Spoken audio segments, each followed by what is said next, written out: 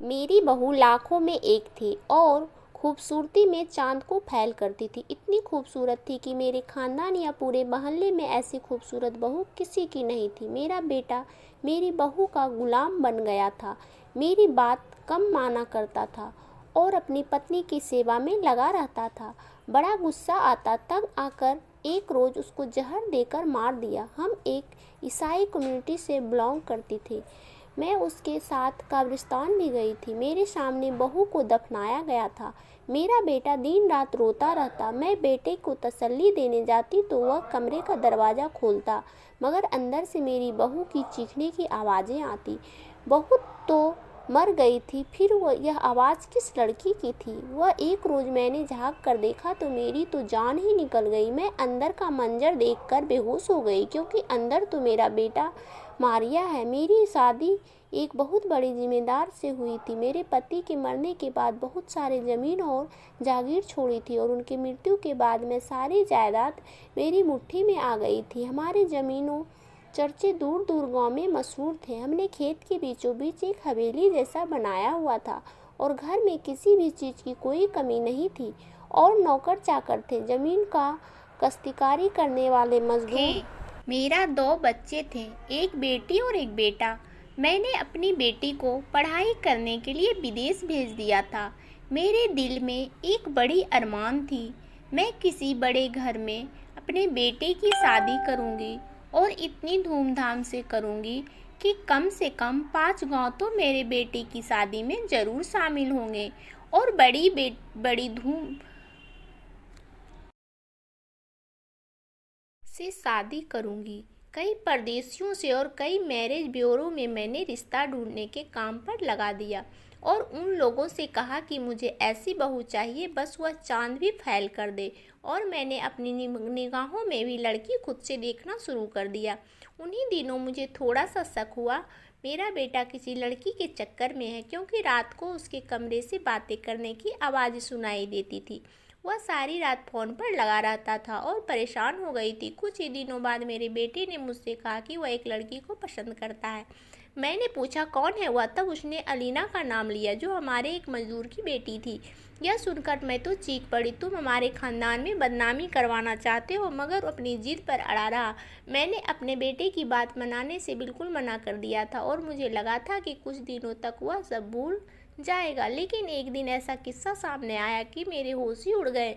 एक दिन मैं अपने हवेली में बैठी थी जब मेरा बेटा वहाँ आ गया। उसके साथ अलीना थी। मैंने पूछा कि वैसे यहाँ क्यों लाए हो? तब मेरे बेटे ने बताया कि वह उसकी बहू है। सुनकर मेरे पैरों तले ज़मीन निकल गई। मेरे बेटे ने एक मजदूर की बेटी से शादी कर ली थी। अलीना बहुत खूबसूरत लड़की थी, पूरे गांव में इतनी खूबसूरत लड़की कोई नहीं थी। मगर मैं अपने जैसे किसी बड़े खानदान में अपने बेटे की शादी करवाना चाहती थी। आज मेरे सब ख्वाब टूटकर चकनाचूर हो गए थे। मेरी जिद की वजह से उन्होंने छुपकर चर्च में शादी कर लिया था। मैं उनको घर से भी नहीं निकाल सकती थी, क्योंकि मैं अपने बेटे से बहुत मोहब्बत करती थी और मैं अपनी आंखों से उसको बिल्कुल भी ओझल नहीं होने देना चाहती थी। अपने बेटे को मैंने कई बार अलग बुलाकर कहा, बेटा जब तुम्हारा दिल भर जाए तब अलीना को छोड़ देना। मगर मेरे बेटे ने मेरी एक ना मानी। लोगों ने खूब बातें बनाई थी, इतनी बड़ी हवेली की बहू एक मजदूर की बेटी है। मेरे रिश्तेदारों ने मेरे घर आना छोड़ दिया था। मुझे अपनी बहू से अब नफरत सी होने लगी थी। मैं अपने साथ बहुत बुरा सलूक करती थी, बात बात पर उसे डांट देती थी और उसे बातें सुनाती थी। लेकिन मेरी बहू ना सिर्फ यह सब कुछ बर्दाश्त करती थी, बल्कि मुझे खुश रखने की भी कोशिश करती थी। वह घर के सारे काम खुद करती थी और मेरी नज़रों में अपनी जगह बनाना चाहती थी। मगर मैं उसके कामों में नुक्स निकाला करती थी और बिना वजह उसको डांटती रहती। दूसरी तरफ मेरा बेटा तो बीवी का गुलाम था ही, उसकी इजाज़त के बगैर वह कोई काम नहीं करता था। मेरे कहने के बाद भी उसकी हर बात मानता था। मेरी बहू ने मुंह से निकाला नहीं कि हर चीज़ उसकी पूरी करता था। वह रानी बनकर सारे घर में घूमती रहती। यह सब देखकर तो मैं अंदर ही अंदर जलती भूनती रहती। मेरा दिल चाहता कि किसी न किसी तरह शादी खत्म हो जाए, लेकिन समझ नहीं आती थी कि क्या करूं। एक दिन मेरी एक सहेली मुझसे मिलने के लिए आई और मेरी बहू को देखकर हैरान हुई और मुझसे कहने लगी कि तुमने इतनी नीची जाति के खानदान वालों से अपना रिश्ता जोड़ लिया है, तो मेरी सहेली ने मेरी सारी कहानी सुनकर मुझे एक राय दी, जिसे सुनकर मैं डर गई, मगर मुझे उसकी राय पर काम करना था। मैंने पास कोई और चारा नहीं था, क्योंकि मैं हर सूरत में अपनी बहू से छुटकारा पाना चाहती थी। एक दिन मैं और बहू दोनों घर में अकेली थी।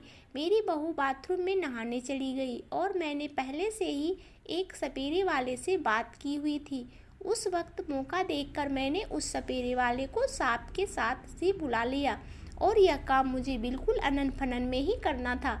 इसलिए सपेरे वाले को मैंने सलाह दी कि सांप को तू ड्रेसिंग टेबल पर ही रखना, ताकि मेरी बहू जाते ही अपने बाल ठीक करेगी और वह सांप उसे काट लेगा। फिर उस सपेरे ने वैसा ही किया। उसने बाहर से उसका दरवाज़ा बंद कर दिया और सांप काफ़ी हद तक जहरीला था। फिर मैं इंतज़ार में बैठ गई कि कब मेरी बहू बाथरूम से निकलेगी और कमरे में जाएगी। फिर उसके चीखने की आवाज़ से मैं खुश हो जाऊंगी। जैसे ही बहू ने बाथरूम से अंदर जाकर गेट खोला, कुछ ही देर हुए थे कि उसके चीखने की आवाज़ें बाहर तक सुनाई देने लगी। जल्दी से मैंने अपने बेटे को फ़ोन कर दिया, क्योंकि मैं अपने मकसद में कामयाब हो चुकी थी। फिर मैं अपने कमरे में चली गई। थोड़ी ही देर के बाद मेरा बेटा भागता हुआ मेरे पास आया और कहने लगा कि मम्मी, मेरी बीवी को जहरीले सांप ने डस लिया है और उस वक्त बहुत बुरी हालत में है। मैंने उसे अस्पताल ले जा रहा हूँ। यह सुनकर मैं बेटे की झूठी तसल्ली देने लगी, तो फिर बैठकर बहू की मौत की खबर का इंतजार करने लगी। रात 1 बजा होगा जब मेरे बेटे ने अस्पताल से फ़ोन किया और कहा, मम्मी, मेरी पत्नी की मृत्यु हो गई है। बहुत ही खतरनाक और जहरीले सांप ने उसे काटा था और मैं वक्त पर उसे अस्पताल नहीं लाया था और जहर सारे बदन में फैल गया। यह खबर सुनकर मैं खुशी से फूले नहीं समा रही थी। यही तो मैं चाहती थी कि मेरी बहू मर जाए और इल्ज़ाम भी मुझ पर न आए। मैं बहुत खुश थी। मैं अब अपने बेटे की शादी अपनी मर्जी से करूँगी। सुबह मेरी बहू की मिट्टी घर आ गई और फिर उसका शोक मनाने उसके माँ बाप और दूसरे रिश्तेदार भी आ गए। मैं बहुत खुश थी, मगर झूठा शोक मनाने का नाटक करती रही। उसकी लाश को अंतिम रस्म किया गया, फिर उसको कब्रिस्तान ले जाया गया। मैं भी साथ गई थी और फिर मेरे बेटे ने अपनी बीवी को मेरी आंखों के सामने कब्र में उतार दिया। मेरी बहू की कब्र की आखिरी विदाई देखकर थोड़ा सा मैं काँप सी गई थी, मगर फिर खुद को यह कहकर खुश कर दिया कि मैंने अपने रास्ते से कांटा निकाल दिया। मेरी बहू की मृत्यु के बाद मैं बहुत खुश थी और अब अपने बेटे की दूसरी शादी करना चाहती थी। सो पूरा हो गया तो मैंने एक दिन अपने बेटे जॉन से यह सब बात कह दी, मगर मेरी बात पूरी ना कह सकी, क्योंकि मेरा बेटा भी अभी बीवी के गम में डूबा हुआ था। मैंने कुछ दिन और रुकने का फैसला ले लिया। ऐसे करते करते पूरे 2 महीने बीत चुके थे। अब मुझे अपने बेटे से ज़रूरी बात करनी थी। उस रात मैं सारी रात जागती रही और सोचती रही कि अपने बेटे को किसी दूसरे शादी के लिए तैयार करूं। पूरी रात मैं अपने बेटे को मनाने की नई नई तरीके सोचती रही और मैं इतनी उत्सुक थी, अपने पूरे जोश में थी। सारी रात नींद ना आई। आधी रात को प्यास लगी। मैं अपने पानी पीने के लिए कमरे से बाहर निकल गई। वापसी पर सोचा कि क्यों ना एक बार देखती चलूं कि मेरा बेटा सो गया है या जाग रहा है। यह सोचकर मैं बेटे के कमरे तक पहुंच गई, लेकिन वहां देखकर तो मेरे पैरों तले जमीन निकल गई। मेरा बेटा हमेशा उसके कमरे के पास पहुंचकर देखा कि मेरे बेटे के कमरे की लाइट जल रही थी। मैं घबरा गई और अंदर जाने ही वाली थी कि एक आवाज़ ने मेरे कदम रोक दिए। यह एक औरत की आवाज़ थी और मैं यह आवाज़ सुनकर हिल गई थी, क्योंकि यह औरत की आवाज़ मेरे बेटे के कमरे से आ रही थी। मेरा रंग बिल्कुल फीका हो गया था, क्योंकि उस वक्त मेरी हवेली में मेरे अलावा कोई दूसरी औरत थी ही नहीं। मैं कमरे के बाहर खड़ी काफ़ी देर आवाज़ सुनती रही। मुझे किसी भी बात समझ नहीं आई, लेकिन मेरा बेटा औरत से बातचीत में बिजी था। फिर कुछ देर बाद मैं वहाँ से अपने कमरे तक भाग गई। वापस आकर मैं काफ़ी हैरान हो गई थी कि वह औरत कौन है, और कहीं मेरे बेटे ने दोबारा कोई और लड़की तो पसंद नहीं कर लिया, और इसलिए मुझे बहुत गुस्सा आ रहा था। इस वजह से मैं और परेशान हो रही थी। यही सब सोचते हुए कब मेरी नींद आ गई पता ही नहीं चला। सुबह मैंने नाश्ते की मेज पर बेटे से दूसरी शादी की बात करने की कोशिश की, लेकिन मेरा बेटा मेरी हर बात इग्नोर कर रहा था, जैसे उसे मेरी बात का बिल्कुल भी फर्क नहीं पड़ रहा था। मुझे गुस्सा आ रहा था और मैं रात वाली औरत की आवाज़ से पहले ही परेशान थी कि मैं भी सोच रही थी कि हो सकता है मुझे कोई गलतफहमी हुई हो। मैंने आज रात फिर से बेटे के कमरे में जाने का फैसला किया। मैं जानना चाहती थी कि उस औरत की हकीकत क्या है। सारा दिन मैं उसी में सोच में डूबी रही, कहीं दोबारा मेरे बेटे को किसी औरत से तो प्यार नहीं हो गया। मैं उस दिन को याद करने लगी जब शादी के पहले मेरा बेटा छुप छुप कर उस मजदूर की बेटी से मुलाकात करता था। मैंने कई बार उन दोनों को साथ में छत पर देखा था, लेकिन मुझे अंदाज़ा नहीं था कि बात इतनी बिगड़ जाएगी। मेरा बेटा उस मजदूर की बेटी से शादी कर लेगा। उस वक्त मैंने बेटे को बहुत ढील दी थी, लेकिन इस बार मैं ऐसा कुछ भी नहीं करने वाली थी। मैं किसी भी ऐरी गैरी लड़की से अपने बेटे की शादी नहीं होने दे सकती थी। इसलिए मैंने दोबारा अपने बेटे के कमरे के बाहर चक्कर लगाने का फैसला कर लिया। रात को जब मुझे अंदाज़ा हो गया कि आधी रात बीत गई है, मैं अपने बिस्तर से उठी और किचन में चली गई। पानी पीने सोचकर कमरे से निकल गई। रसोई में जब मैं वापस आ रही थी तो मैंने अपने बेटे के कमरे की तरफ चली गई। वहाँ देखकर तो एक बार फिर से मेरे रोंगटे खड़े हो गए, क्योंकि आज भी वह मेरे बेटे के कमरे की लाइट जल रही थी। और ना सिर्फ लाइट जल रही थी, बल्कि कमरे के अंदर से किसी औरत की चीखने की आवाज़ें आ रही थी। मैं दीवार में कान लगाकर आवाज़ सुनने लगी, मगर आवाज़ थोड़ी कम थी। ठीक से अंदर से आवाज़ पूरी तरह से बाहर नहीं आ रही थी। वह औरत क्यों चीख रही थी? फिर मेरे दिमाग में ख्याल आया। मैंने सोचा कि क्यों ना खिड़की के अंदर झांक कर देखूं। यही सोचकर मैं खिड़की की तरफ बढ़ गई, मगर मैंने खुद को काली चादर से छुपा लिया था ताकि कोई मुझे देख ना सके। मैं धीरे से खिड़की तक पहुंची और खिड़की को धीरे से खोलकर मैंने अंदर देखने की कोशिश की, लेकिन अंदर का मंजर देखकर मेरे कदमों तले से ज़मीन निकल गई थी।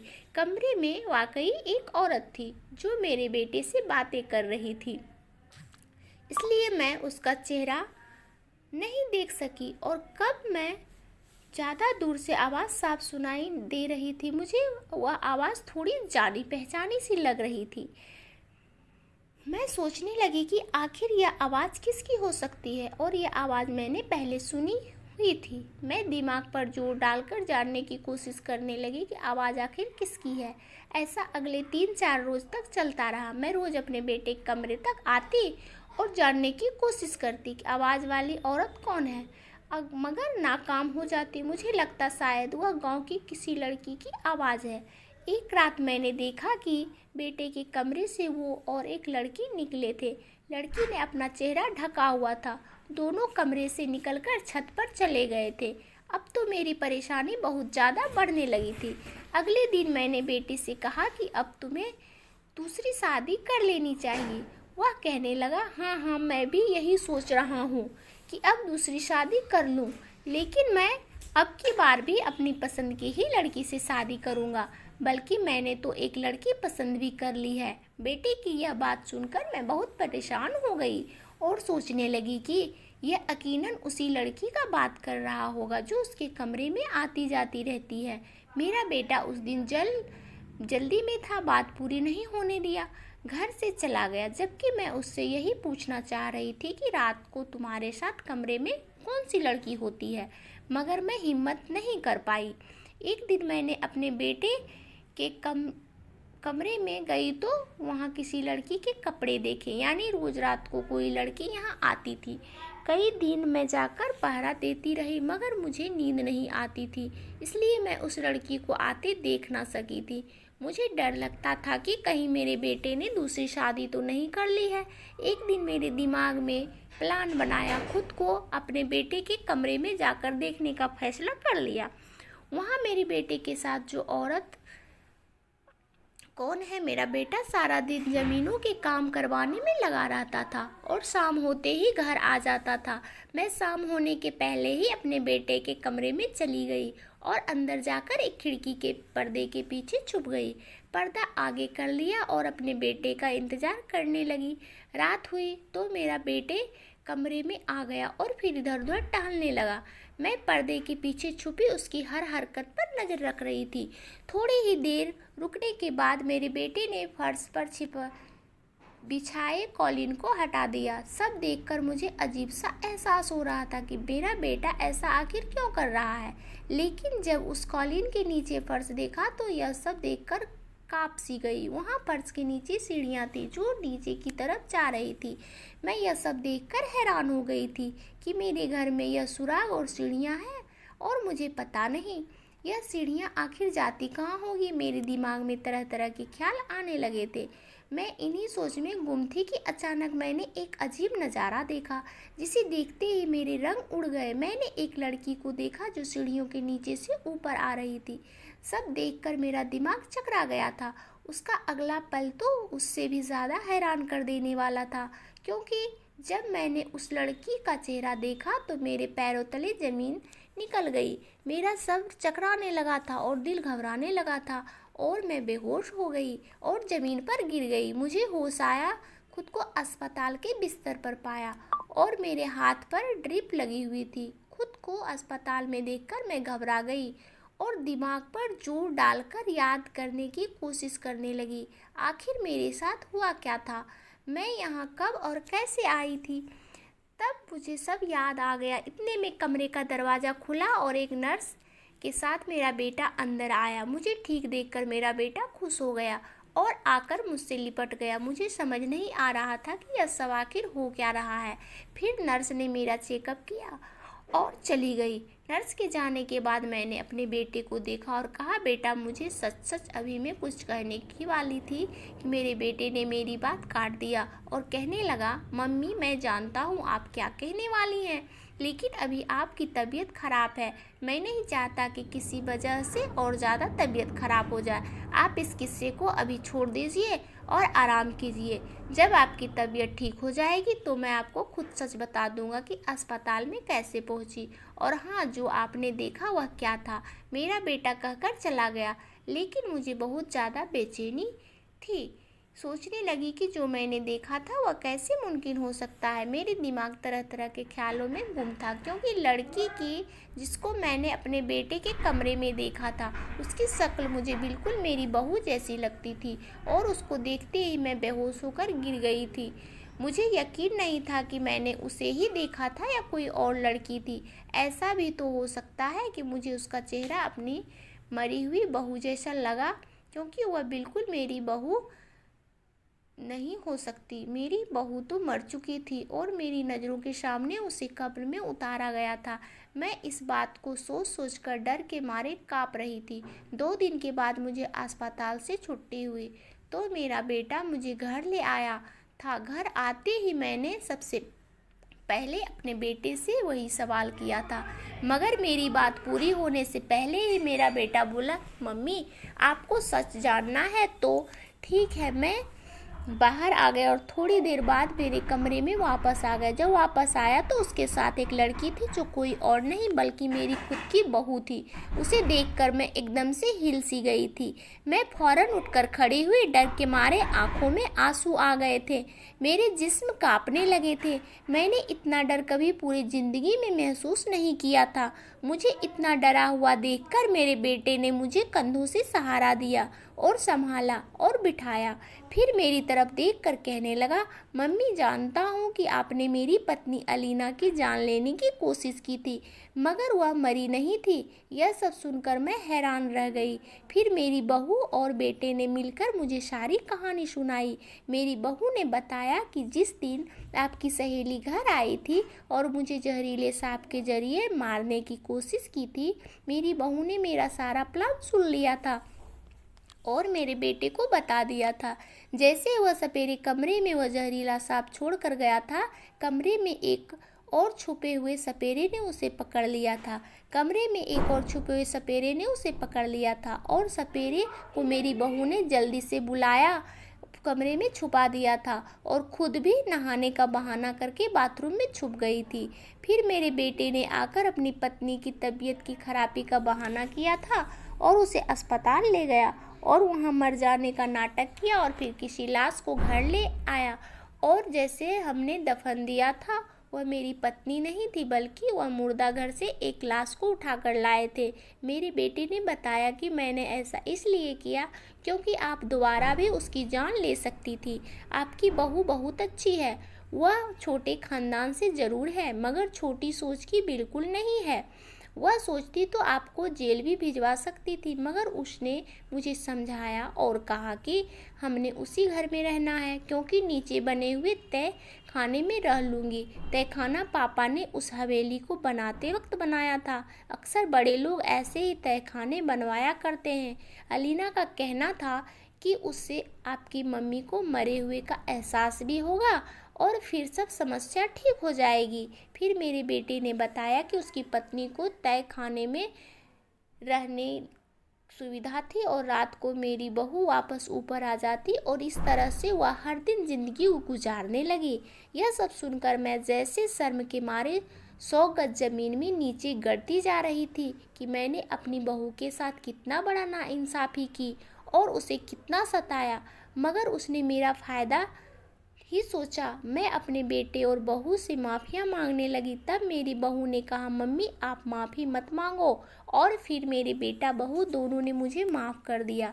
फिर हम अपने परिवार के साथ मिलकर जुलकर रहने लगे। मेरी मम्मी को उस गलती का एहसास तो हुआ था। मैंने आखिरकार गरीब की बेटी को बहू कबूल ही लिया। फिर मैंने गांव में एक बड़ी दावत और पार्टी रखी।